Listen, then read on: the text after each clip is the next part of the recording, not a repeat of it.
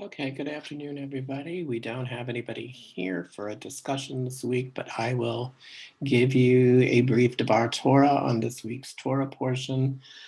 We are in Parashah Mishpatim, which is Exodus chapter 21, verse 1 to Exodus chapter 24, verse 18. So, something to think about for this particular Torah portion for the week.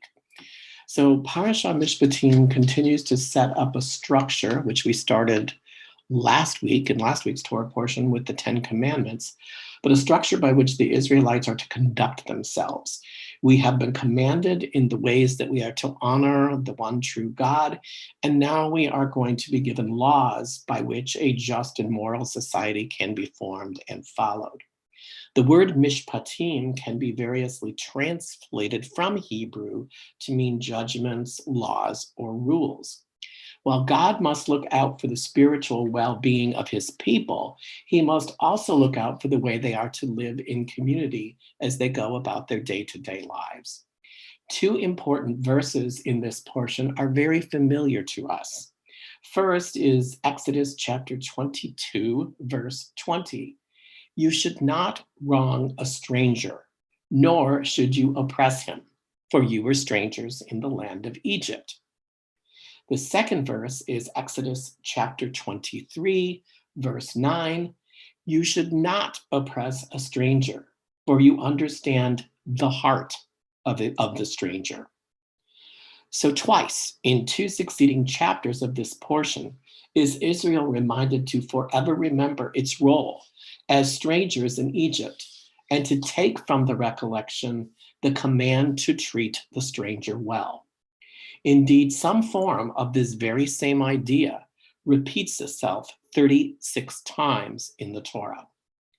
There are those who look at history and those who write history and declare that most peoples focus on the glories and the victories of their people when they decide what to tell and what to remember. Yet, here are the Jewish people who are reminded again and again of one of the most sorrowful times in their past, the time when they were enslaved. We are reminded over and over that at the beginning of our story, we were not in any sort of exalted position. In fact, we were far from it. Our beginnings as a people are quite humble, to say the least. Still, we have built one of our most significant festivals, Passover or Pesach, if you will, around remembering the anguish of our slavery.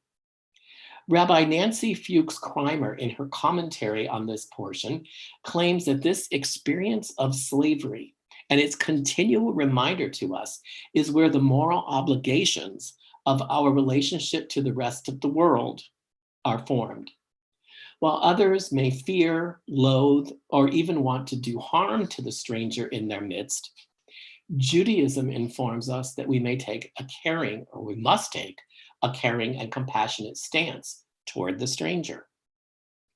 The Torah does not go so far as to tell us that we must love our mortal enemies, but even in that situation, we are taught to temper our fear and our anger.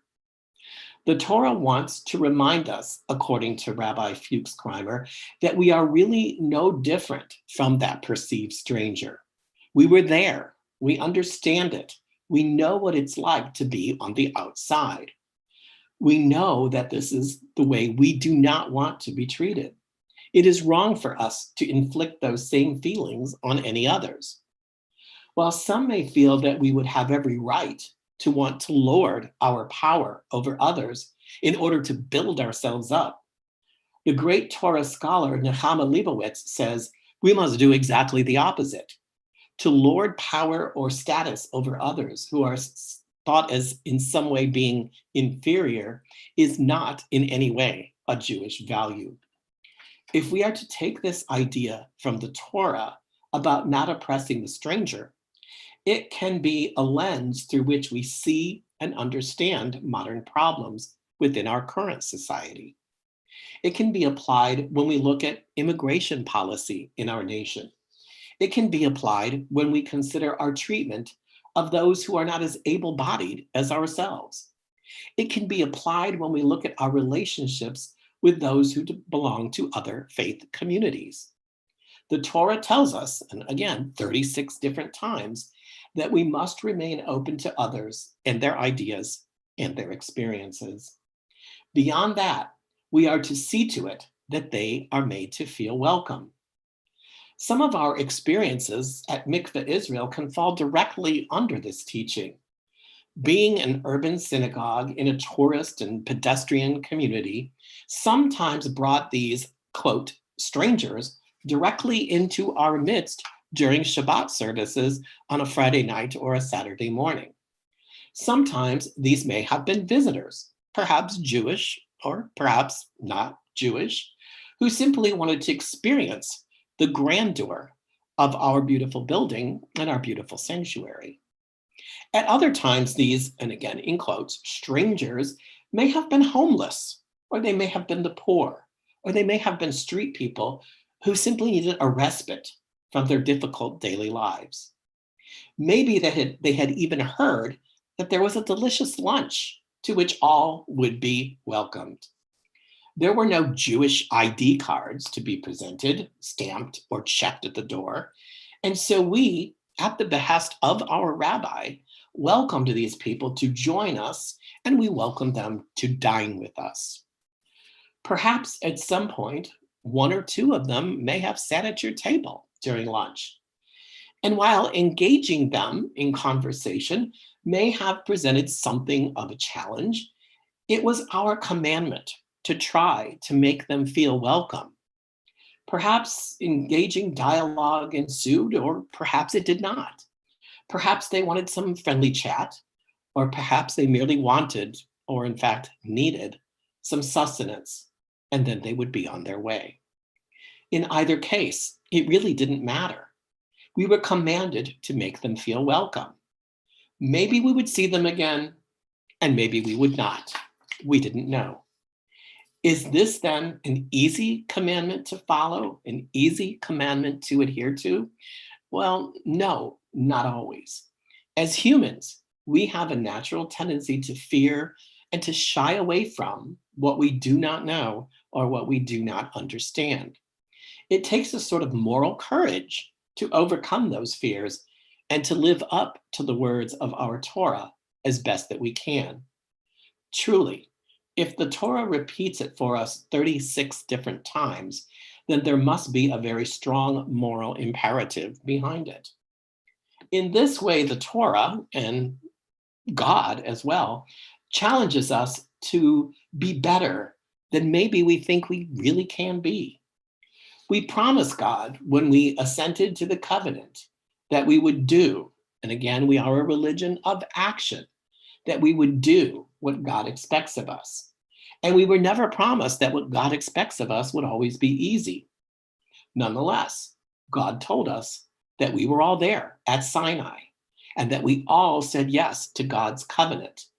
And this is part of what binds us to our ancestors so many thousands of years ago. So we must remember that it is imperative that we look at this Torah portion, we look at what we are being told, what we are being taught, so that we can, in fact, live up to what God is commanding of us.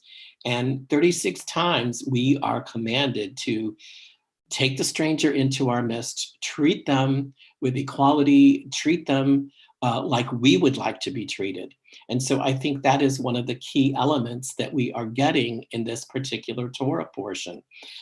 We all need the rules, the mishpatim, the laws. In order to live a fair and just life, we need to know how to deal with those things. When bad things happen, we need to know what we are to do. So the Torah is helping the people to set up a just society. So that was one of the major lessons that I took out of this Torah portion, because it's something we hear. Passover is not that far away, although it may seem like it. It's First Seder is coming up on Saturday, March 27th. And of course, we have the Exodus story. We have the reminder of our enslavement. We have the reminder that, yes, we were strangers. And so now we are being told that don't treat the strangers the way that we were treated in Egypt, but instead it is our duty to welcome them and to make them feel a part of our community in whatever way we can and however we can.